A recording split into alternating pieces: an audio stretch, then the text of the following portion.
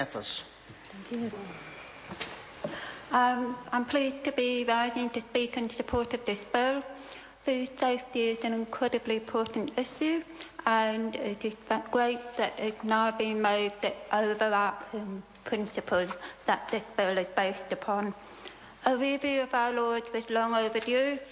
Foodborne illnesses are extremely nasty. They can be fatal. They can have lasting health impact. And as we've seen not long ago, just one incident of food export, food safety concerns in our food export can have a lasting impact on our food exporting industry.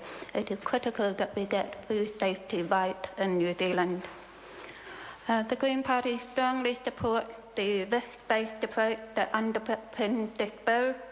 And that basically means recognising that some types of food pose a higher risk than other types of food, and that also the scale of the food production is really important, whether that's local food production, regional food production, nationwide, or for export market.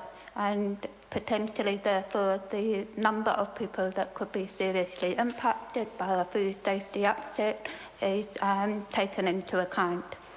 As I spoke to at the previous reading, one of the major concerns for non-commercial producers of food, ordinary everyday Kiwis, has been that they can continue to do what they've always done, which is grow their own produce and be able to use that surplus from their garden to swap with friends or donate to schools and clubs for fundraisers, whether that's fruit and vegetables, jams or pickles, baking, eggs and so on.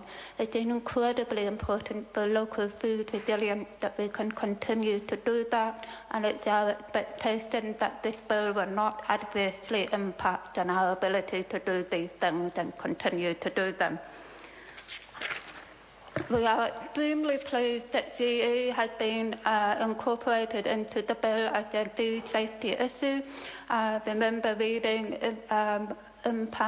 negative impacts of GE food overseas on the health of serious health consequences, and it is important that we don't become complacent and that we remain vigilant for these types of potential in New Zealand.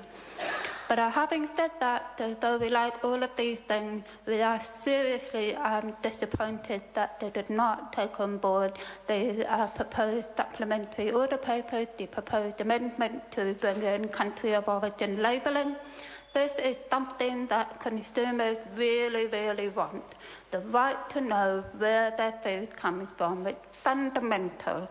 And it's fundamental because of food safety concerns, and it's fundamental because people want to be able to make their own informed decisions about the food that they buy, how that is made, where it comes from, what are the standards in the country where that food has come from.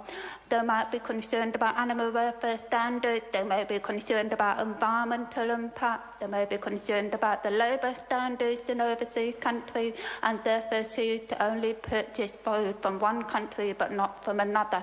And of course, also in New Zealand, we really want to be able to support Kiwi producers, and very often we will choose to do that over and above imported food. So I still meet people who are constantly surprised that, for example, so much of the pork that is available at the supermarket shelves and so on is not produced in New Zealand, and there are people who really want to say, but this is shocking.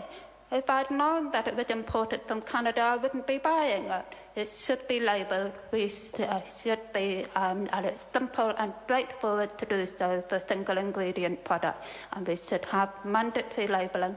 And the other advantage of mandatory labelling is Sorry that to interrupt the honourable member. The time has come for me to leave the chair. This debate is interrupted. I shall resume the chair at 7:30.